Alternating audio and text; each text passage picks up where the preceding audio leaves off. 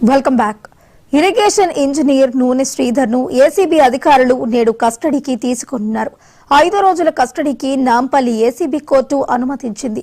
ఆదాయానికి మించి ఆస్తుల కేసులో అరెస్ట్ అయిన శ్రీధర్ ప్రస్తుతం చెంచల్గూడ జైల్లో రిమాండ్ ఖైదీగా ఉన్నారు. కాళేశ్వరం ప్రాజెక్టులో కీలక పాత్ర పోషించిన నూనె శ్రీధర్ పై ఏసీబీ అధికారులు లోతైన దర్యాప్తు చేయనున్నారు.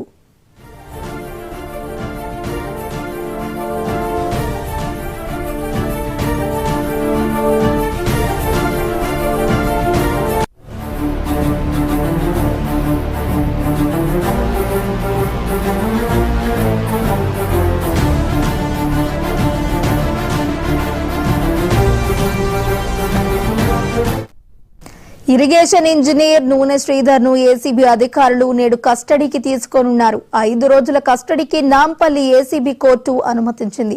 ఆదాయానికి మించి ఆస్తుల కేసులో అరెస్ట్ అయిన శ్రీధర్ ప్రస్తుతం చెంచల్గూడ జైల్లో రిమాండ్ ఖైదీగా ఉన్నారు. కాళేశ్వరం ప్రాజెక్టులో కీలక పాత్ర పోషించిన నూనె శ్రీధర్ పై ఏసీబీ అధికారులు లోతైన దర్యాప్తు చేయనున్నారు. ఇక ఇదే అంశానికి సంబంధించి మరింత సమాచారాన్ని మా క్రైమ్ బ్యూరో ఇన్ఛార్జ్ మధు అందిస్తారు. మధు, చెప్పండి.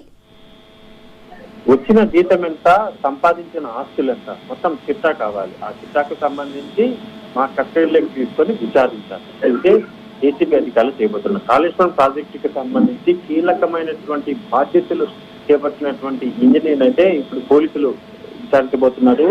శ్రీధర్ ప్రధానంగా కూడా చెంచల్గూడ జైల్లో ఉన్నటువంటి శ్రీధర్ ని కాళేశ్వరం ప్రాజెక్టుకు సంబంధించినటువంటి మీరు ఏదైతే మీ మొత్తం వ్యవహారంలో మీ ప్రమేయం ఏంటి అనే దానికి సంబంధించి నూనె శ్రీధర్ను ప్రస్తుతం పోలీసులు ఏసీబీ అధికారులు అయితే విచారించడానికి సిద్ధమైపోయారు.